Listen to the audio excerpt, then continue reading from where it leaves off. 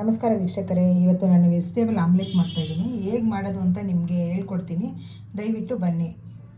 Vegetables ಆಮ್ಲೆಟ್ಗೆ ಬೇಕಾಗಿರೋ ಪದಾರ್ಥಗಳು: carrot, ಈರುಳ್ಳಿ, ಕೊತ್ತಂಬರಿ, ಟೊಮೆಟೊ, ಕ್ಯಾಪ್ಸಿಕಮು, ಹುರುಳಿಕಾಯಿ, ಅರಿಶಿನ, ಉಪ್ಪು, ಒಣಮೆಣಸಿನ್ಕಾಯಿದು ಪೌಡ್ರು.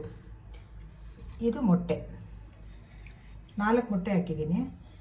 ಮಕ್ಕಳಿಗೆ ಇದು ತುಂಬಾ ಒಳ್ಳೆಯದು. ಹೇಳ್ಬೇಕಂದ್ರೆ ತರಕಾರಿ ತಿನ್ನಲ್ಲಲ್ಲ, ಅದಕ್ಕೋಸ್ಕರ ಈ ಥರ ಮಾಡಿಕೊಟ್ರೆ ಚೆನ್ನಾಗಿ ತಿಂತಾರೆ. ತರಕಾರಿನೂ ಮೈಗೆಲ್ಲ ಸೇರುತ್ತೆ. ಮಕ್ಕಳಿಗೆ ಎಲ್ಲರೂ ತಿನ್ಬೋದು, ಮಕ್ಕಳು ಅಂತಲ್ಲ, ವೆಜಿಟೇಬಲ್ಸು ಸೇರುತ್ತೆ, ಎಲ್ಲರೂ ತಿನ್ಬೋದು. ಚೆನ್ನಾಗೆ ಶೇಕ್ ಮಾಡ್ತಾಯಿದ್ದೀನಿ. ಈಗ ಚೆನ್ನಾಗಿ ಹೊಂದ್ಕೋಬೇಕಿದು. ಹೊಂದ್ಕೊಂಡಷ್ಟು ತುಂಬ ಚೆನ್ನಾಗಿರುತ್ತೆ. ನೀವು ಮನೆಯಲ್ಲಿ ಮಾಡಿ ನೋಡಿ, ಟೇಸ್ಟ್ ಹೇಗಿದೆ ಅಂತ. ಸೂಪರಾಗಿ ಬರುತ್ತೆ ವೆಜಿಟೇಬಲ್ಸ್ ಆಮ್ಲೆಟ್ಟು. ಈಗೆಲ್ಲ ಶೇಕ್ ಆಗಿದೆ. ಬನ್ನಿ, ಈಗ ಹೆಂಚಿಟ್ಬಿಟ್ಟು ಹೆಂಚ ಮೇಲೆ ಉಯ್ದು ತಿಂದು ಟೇಸ್ಟ್ ನೋಡೋಣ ಬನ್ನಿರಿ. ಈಗ ಹೆಂಚು ಕಾದಿದೆ, ಆಮ್ಲೆಟ್ ಹಾಕ್ತಾಯಿದ್ದೀನಿ. ಪುಟ್ಟಾಗಿ ಹಾಕಿ, ಮಕ್ಳಿಗೆ ಚೆನ್ನಾಗಿರುತ್ತೆ. ಪುಟ್ಟಾಗಿ ಹಾಕಿದ್ರೆ ಮಕ್ಕಳು ತಿನ್ನೋಕ್ಕೆ ಚೆನ್ನಾಗಿರುತ್ತೆ. ಈಗ ಎಣ್ಣೆ ಹಾಕ್ತಾಯಿದ್ದೀನಿ.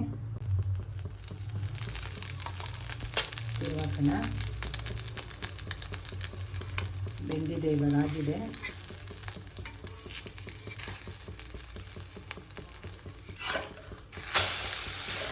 ಮಕ್ಕಳಿಗೆ ಡೈಲಿ ಈ ಥರ ಮಾಡಿಕೊಡಿ, ತುಂಬಾ ಒಳ್ಳೆಯದು.